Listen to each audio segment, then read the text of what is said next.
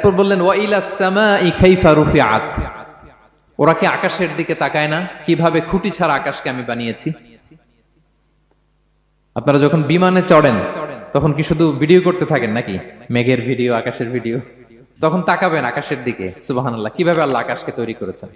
ওয়ালাকাদ যায়্যানা সামাআদ দুনিয়া বিজিনাতিল কাওয়াকিব, আল্লাহ বলেন এই প্রথম আকাশটাকে আমি তারা দিয়ে সুশোভিত করেছি, বিশাল বিশাল তারা। এই যে আমরা সূর্য দেখি, এটা একটা তারা, পৃথিবীর চেয়ে 13 লক্ষ গুণ বড় এই সূর্য। কত গুণ বড়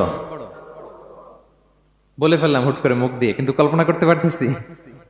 তার মানে 13 লক্ষটা পৃথিবী সূর্যের মধ্যে রাখার জায়গা আছে। তাই বলে মনে করেন না যে সূর্য অনেক বড় সাইজের তারা, ন, সূর্য এই মহাশূন্যের খুব ছোট্ট সাইজের একটা তারা। সূর্যের চেয়ে লক্ষ কোটি গুণ তারা আছে। যে সূর্য পৃথিবীর চেয়ে 13 লক্ষ গুণ বড়, ওই সূর্যের চেয়ে কোটি গুণ বড় তারা আছে। এরকম লক্ষ কোটি কোটি তারা নিয়ে আমাদের গ্যালাক্সি মিল্কি ওয়ে, এরকম কোটি কোটি গ্যালাক্সি আছে। সুবহানাল্লাহ, কোটি কোটি গ্যালাক্সি নিয়ে আমাদের এই প্রথম আকাশের মহাশূন্য। তার মানে পুরো প্রথম আকাশটাকে যদি একটা মানচিত্র দেয়া হয়, ওইখানে মাইক্রোস্কোপ দিয়ে পৃথিবীকে খুঁজে পাওয়া যাবে না।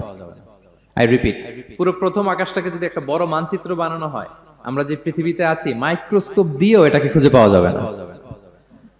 এই বিশাল প্রথম আকাশের মহাশূন্য যখন শেষ, এরপরে হচ্ছে প্রথম আকাশের লেয়ার, তারপরে হচ্ছে দ্বিতীয় আকাশের মহাশূন্য, তারপরে দ্বিতীয় আকাশের লেয়ার। বিষ্ণু ইসলাম বলেন দ্বিতীয় আকাশের তুলনায় প্রথম আকাশটা কত ছোট শোনো।